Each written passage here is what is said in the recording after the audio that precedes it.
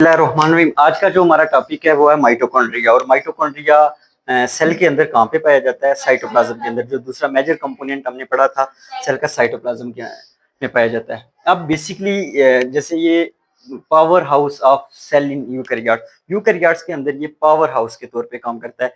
इनकी जितनी भी एनर्जी प्रोडक्शन है, वो सेल के लिए जो एनर्जी रिक्वायर होती है वो किसने प्रिपेयर करनी होती है? माइटोकॉन्ड्रिया ने प्रिपेयर करनी होती है। या एटीपी को सिंथेसाइज किसने करना होता है? Mitochondria. That's why they are known as power house of eukaryotic sales.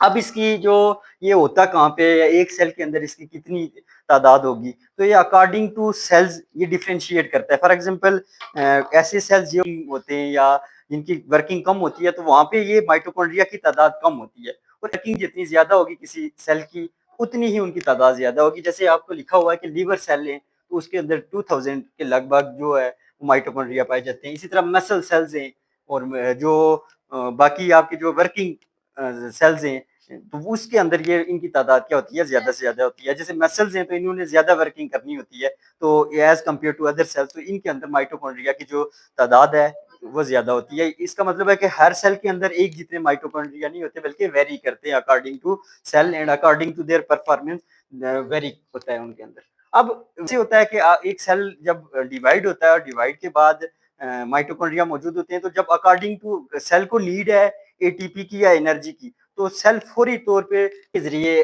अगर आप एक्सरसाइज कर रहे हैं या कोई भी चीज कर रहे हैं, तो आपको एनर्जी की ज्यादा से ज्यादा रिक्वायरमेंट है। तो उस टाइम क्या करता है कि माइटोकॉन्ड्रिया सेल्फ रेप्लिकेट करता है। ये बाकी ऑर्गेनेलीज से इसको डिफरेंशिएट करता है। जैसे एंडोप्लाज्मिक रेटिकुलम आपने पढ़ा, गोल्जी बॉडीज या राइबोसोम्स या अदर जो ऑर्गेनेलीज हैं, ये अपने आप को सेल्फ रेप्लिकेट नहीं कर सकती, पर के उनको एक से दो नहीं बन सकती। लेकिन जो कॉन्ड्रिया है या एक और ऑर्गेनेली है क्लोरोप्लास्ट, ये दो ऑर्गेनेलीज ऐसी हैं कि जो अपने आप को सेल्फ रेप्लिकेट कर सकती हैं, कि अपने आप को डिवाइड कर सकती है। ऐसा प्रोसेस है जैसे बैक्टीरिया के अंदर आप देखते हैं कि बाइनरी फिजन होती है। क्या होती है बाइनरी फिजन? के एक बैक्टीरिया होता है तो वो दो के अंदर डिवाइड हो जाता है। इस सेम लाइक बैक्टीरिया जो माइटोकॉन्ड्रिया है, कि ये एक से दो हो जाते हैं जब अकॉर्डिंग टू नीड है। जब आप एक्सरसाइज कर रहे हो या सेल को इमरजेंसी एनर्जी की नीड है, तो उस टाइम भी ये जो क्या होता है, माइटोकॉन्ड्रिया डिवाइड होकर अपने आप को रेप्लिकेट कर दिया जाता है। और ये अपने आप को जब रेप्लिकेट करता है, तो इसको बोलते हैं सेल्फ रेप्लिकेटिंग। क्या बोलते हैं? इसकी स्ट्रक्चर की तरफ आएंगे तो लिखा हुआ है डायग्राम। अब मैं डायग्राम की तरफ आ जाता हूँ कि ये बेसिकली माइटोकॉन्ड्रिया की डायग्राम आपके सामने है। और डायग्राम आपको नजर आ रही है कि दो मेम्ब्रेन है। ये जिस तरह राइबोसोम्स को आप देखें तो वो सिंगल मेम्ब्रेन है, या नो मेम्ब्रेन होती है उसके बाद। लेकिन जो माइटोकॉन्ड्रिया है, ये डबल मेम्ब्रेन बाउंड ऑर्गेनेली है। फॉर एग्जांपल ये इसकी बाहर वाली जो मेम्ब्रेन होती है, जिसको आउटर मेम्ब्रेन बोलते हैं। क्या बोलेंगे इसको? Outer membrane. और ये स्मूथ होती है। क्या होती है? स्मूथ होती है। और ये जो दूसरी मेम्ब्रेन है इसकी, जिसको इनर मेम्ब्रेन बोलते हैं। क्या बोलते हैं? इनर मेम्ब्रेन बोलते हैं। वो बेसिकली फोल्डेड होती है। क्या होती है? फोल्डेड होती है, या अंदर की तरफ धंसी होती है। ये देख लें, जैसे ये रेड कलर की आपको शो हो रही है कि ये अंदर की तरफ ये बिल्कुल स्मूथ है, और इनर मेम्ब्रेन अंदर की तरफ फोल्डेड हुई होती है। और इनके दरमियान एक स्पेस है जिसको बोलते हैं inter membrane space. Outer membrane और इनर मेम्ब्रेन। माइटोकॉन्ड्रिया बेसिकली क्या है कि डबल मेम्ब्रेन बाउंड ऑर्गेनेली है। और जो आउटर मेम्ब्रेन है वो बेसिकली क्या है? स्मूथ है। और जो इनर मेम्ब्रेन है वो बेसिकली फोल्डेड है। क्या? फोल्डेड है। और जो इनके दरमियान जो स्पेस है उसको बोलते हैं इंटर मेम्ब्रेन स्पेस। क्या बोलते हैं इसको? Inter membrane space. अब साथ में जैसे लिखा हुआ है कि आउटर मेम्ब्रेन जो है वो मोर परमिएबल है। क्या है? परमिएबल। लास्ट लेक्चर्स में हम डिस्कस कर चुके हैं कि व्हाट इज परमिएबल, कि वो ऐसी मेम्ब्रेन जो मटेरियल को इन एंड आउट की क्या कहलाती है? परमिएबल। तो ये मोर परमिएबल है कि इससे बहुत सारी चीजें इंटर हो जाती है। क्या हो जाती हैं? बहुत सारी। और इसका मतलब है इसके अंदर ज्यादा पोर्स होंगे। क्या होंगे? पोर्स होंगे। तो ये बहुत सारा मटेरियल जो है वो जो सेल की साइटोप्लाज्म में पड़ा हुआ है, वो इसके अंदर उसकी एंट्री हो जाएगी, इन एंड आउट हो जाएगा। अब जो इंटर मेम्ब्रेन स्पेस है, इसमें लिखा हुआ आगे आपको रेड कलर का नजर आ रहा है कि एच पॉजिटिव आयन। क्या? H positive ion. ये इंशाल्लाह मैं फर्दर ये डिटेल में जब जाऊंगा इसको, तो फिर मैं आपको बताऊंगा। अब जो इनर मेम्ब्रेन है, बेसिकली इनर मेम्ब्रेन जो है आपकी, इनर मेम्ब्रेन लेस परमिएबल है। कि आप जो आउटर मेम्ब्रेन थी वो मोर परमिएबल थी, उसने तो इजाजत दी है बहुत सारी चीजों को इंटर होने की। लेकिन जो इनर मेम्ब्रेन है, इसके अंदर एक स्पेसिफिक गेटवे है कि कौन सी चीजों ने इंटर होना है और कौन सी चीजों ने नहीं इंटर होना है, तो इसलिए ये क्या है, लेस परमिएबल है। क्या है, लेस परमिएबल। और ये कंपास है CO2 का, O2 का, H2O का, और ये इन चीजों को पास होने देती है और बाज चीजों को जो जरूरी नहीं होती या नेसेसरी नहीं होती है सेल के लिए, मुझको रोक देती है। तो अब ये आपको जो नजर आ रहे हैं ग्रीन इन कलर, ये बेसिकली राइबोसोम्स है, और ये अदर जो पार्टिकल्स यहाँ पे मौजूद होते हैं, ये इस पोर्शन को, जो इनर मेम्ब्रेन के अंदर जो पोर्शन होता है उसको बोलते हैं मैट्रिक्स। क्या बोलते हैं, मैट्रिक्स। और जो यहाँ जहां से इनर मेम्ब्रेन फोल्ड होके जो पोर्शन आती है उसको बोलते हैं क्रिस्टी। ये जो पोर्शन है इसका, ये इसको क्या बोलेंगे, क्रिस्टी। और जो इनर मेम्ब्रेन के अंदर एरिया है उसको बोलेंगे मैट्रिक्स, और जो जहां से इनर मेम्ब्रेन फोल्ड हुई हुई है ये पोर्शन, और इस स्पेस को क्या बोलेंगे, क्रिस्टी। और क्रिस्टी बेसिकली क्या करता है कि provide surface area, surface area provide करता है कि जो एक्टिविटी इस इनर मेम्ब्रेन की सरफेस के ऊपर जो एक्टिविटी होनी है उसके लिए जो स्पेस प्रोवाइड करता है वो क्या करता है, ये बेसिकली क्रिस्टी के। जैसे अगर फॉर एग्जांपल मैं दूंगा कि अगर ये जो इनर मेम्ब्रेन है ये सीधी होगी ऐसे, तो ये क्या करेगी कि इसका सरफेस एरिया कम होगा। इसके मुकाबले में हम अगर इस तरह का होगी तो यहाँ पे सरफेस एरिया क्या है, ज्यादा, तो ज्यादा से ज्यादा रिएक्शन हो सकेंगे। इसलिए क्रिस्टी क्या करता है कि provide surface area for further reaction. अब जो आप एक और चीज में साथ साथ बताता चलूं कि जो इसके अंदर क्या मौजूद होता है, मैट्रिक्स के अंदर mRNA, राइबोसोम्स, एंजाइम्स। जो मैट्रिक्स है इनर मेम्ब्रेन के जो अंदर मैट्रिक्स मौजूद है उसके अंदर mRNA मौजूद है। mRNA क्या होता है, मैसेंजर आरएनए। क्या होता है, मैसेंजर आरएनए। राइबोसोम्स मौजूद है और एंजाइम्स मौजूद है। अब राइबोसोम्स होते हैं वो 70S होते हैं एज कम्पेयर टू, आप जब जाएंगे यूकैरियोटिक सेल में तो वहां पे 80S। हम इंशाल्लाह फर्दर राइबोसोम्स को पढ़ेंगे तो वो बताऊंगा आपको कि जहाँ वहां पे 80S क्या होते हैं, राइबोसोम होते हैं। तो माइटोकॉन्ड्रिया के अंदर क्या होते हैं, 70S। ये एक पॉइंट मैंने अलग से किया हुआ है कि एंडोसिम्बियॉन्ट थ्योरी।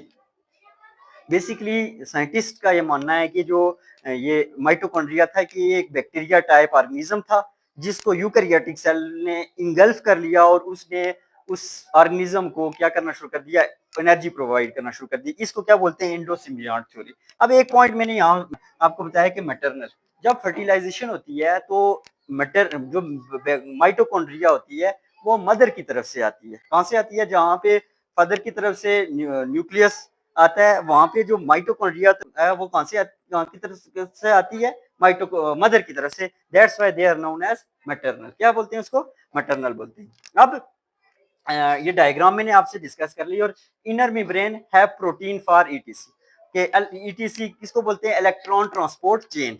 इलेक्ट्रॉन ट्रांसपोर्ट चेन के जो इनर मेम्ब्रेन होती है बेसिकली इसके ऊपर प्रोटीन मौजूद होती है जो किसके लिए रिक्वायर होती है, ईटीसी इलेक्ट्रॉन ट्रांसपोर्ट चेन के लिए।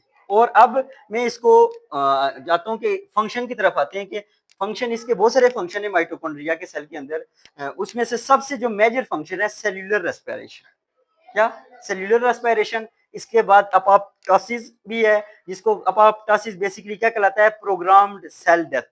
ये क्या है कि सेल उसको उसकी डेथ काज करता है और डेथ काज करने के बाद उसको खत्म करता है और एक केमिकल रिलीज करता है जिसको साइटोक्रोम C है, और वो एक्टिवेट करता है एक एंजाइम को और वो सेल को क्या कर देता है, डिस्ट्रॉय कर देता है। फॉर एग्जांपल कोई कैंसरस सेल है तो किसी बॉडी के अंदर मौजूद हैं तो कैंसरस सेल को जो प्रोग्राम डेथ होगी तो वो बाकी बॉडी को क्या कर लेगा, महफूज कर लेगा या सेव कर लेगा। इसलिए जो सेल है वो अपने आप को प्रोग्राम डेथ या डिस्ट्रॉय करके बाकी सेल्स को बचा लेता है। इसको बोलते हैं अपोप्टोसिस।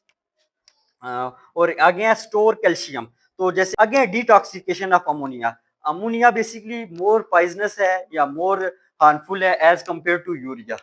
तो माइटोकॉन्ड्रिया ये भी करता है, जैसे हमने कल पढ़ा था डिटॉक्सिफिकेशन एंडोप्लाज्मिक रेटिकुलम के अंदर भी पढ़ी थी। तो डिटॉक्सिफिकेशन ये होती है कि अमोनिया को डिटॉक्सिफाई करके यूरिया के अंदर कन्वर्ट कर दिया जाता है। यूरिया लेस टॉक्सिक है एज कंपेयर टू अमोनिया। तो रेस्पिरेशन, अब सेल्यूलर रेस्पिरेशन बेसिकली ये चीज है कि जो ये मैंने जो माइटोकॉन्ड्रिया है उसको जूम करके आपको बता दिया है कि ये फंक्शन है और ये इंपॉर्टेंट फंक्शन हम आपके साथ मैं शेयर करूंगा कि अब ये जो माइटोकॉन्ड्रिया है बेसिकली ये इसकी प्लाज्मा मेम्ब्रेन को मैंने शो किया हुआ है, ये इसका साइटोप्लाज्म है और साइटोप्लाज्म के अंदर ये माइटोकॉन्ड्रिया है। ये माइटोकॉन्ड्रिया की आउटर मेम्ब्रेन है ब्लैक इन कलर और ये रेड इन कलर जो है ये क्या है, इनर मेम्ब्रेन है। अब बेसिकली ग्लूकोज सेल के बाहर है या आप बाहर से क्या ले रहे हैं, ग्लूकोज ले रहे हैं, वो सेल मेम्ब्रेन से गुजरता हुआ साइटोप्लाज्म के अंदर इंटर हो गया। ठीक है, अब और ग्लूकोज किस में कन्वर्ट हो गया, पायरोवेट में। किसमें, पायरोवेट में। और इस प्रोसेस को बोलते हैं ग्लाइकोलाइसिस। क्या बोलेंगे इसको, ग्लाइकोलाइसिस। बच्चों ये याद रखना है कि जो ग्लूकोज मॉलिक्यूल है वो कहाँ, सेल मेम्ब्रेन के जरिए कहाँ इंटर हो गया, साइटोप्लाज्म के अंदर। और साइटोप्लाज्म में आके ग्लूकोज किसमें कन्वर्ट हो गया, पायरोवेट के अंदर। किसमें, और इस प्रोसेस को क्या बोलेंगे, ग्लाइकोलाइसिस।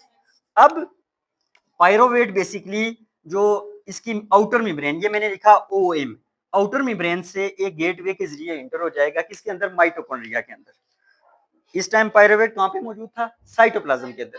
वो कहां पे इंटर हो गया, माइटोकॉन्ड्रिया।